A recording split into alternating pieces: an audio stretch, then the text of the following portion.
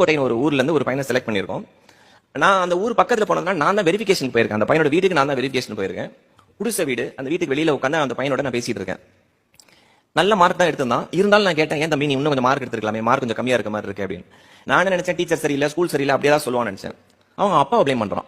சொல்றான், சார் எங்க அப்பா சரியில்லை சார், அவர் ஒரு டீ கடையில டீ மாஸ்டரா இருக்காரு, அவர் மட்டும் கொஞ்சம் நல்லா படிச்சு நல்ல வேலை இருந்தாருன்னா என்ன ஒரு நல்ல பிரைவேட் ஸ்கூல்ல போட்டுருப்பாரு. நான் ஒரு கவர்மெண்ட்ல ஆஃப்டர் ஆல் ஒரு தமிழ் மீடியம் ஸ்கூல்ல படிச்சேன். அவன் சொல்ற வேர்டு என்னன்னா, ஆஃப்டர் ஆல் ஒரு தமிழ் மீடியம் ஸ்கூல்ல படிச்சேன் அப்படின்றான். எனக்கு அது வரைக்கும் கோவம் வரல. அப்ப டக்குன்னு நான் என்ன பண்ணிட்டேன், ஏன் தம்பி அப்பா டீ கடையில வேலை செஞ்சு தானே உன்னை படிக்க வச்சிருக்காரு, அது நீ தேங்க்ஃபுல்லா தானே இருக்கணும் சார். அவரோட கஷ்டத்தெல்லாம் அவரோட வச்சுக்கணும் சார், எனக்கு என்ன படிக்க வச்சிருக்கணும்ல சார், நான் ஒரு நல்ல பிரைவேட் ஸ்கூல்ல படிச்சிருந்தா நான் எவ்வளவு நல்லா படிச்சிருப்பேன் சார் அப்படின்னு. அவங்க அப்பா மேல உனக்கு அவ்வளவு ஒரு கோவம் இருக்கு. அப்போ நான் சொன்னேன், உங்க அப்பாவோட டீ கடை எங்க இருக்குன்னு. அது அந்த மெயின் ரோட்ல தான் சார் இருக்கு. இப்போ நான் கார்ல வந்திருந்தேன். அந்த கார்ல அவங்க அம்மாவும் ஏறிட்டாங்க, அந்த பையனையும் ஏற்றிட்டு, நீ உங்க அப்பாவோட டீ கடைக்கு என்ன கூட்டிட்டு போ அப்படின்னு கூட்டிட்டு போனோம். அருப்புக்கோட்டை ஊர் ரொம்ப சின்ன ஊர், அந்த ரோடெல்லாம் ரொம்ப சின்ன சின்ன ரோடா இருக்கு. அவங்க அம்மா கிட்ட கேட்டேன், அந்த டீ கடை எங்கம்மா இருக்குன்னு. அதை பாருங்க சார், அதான்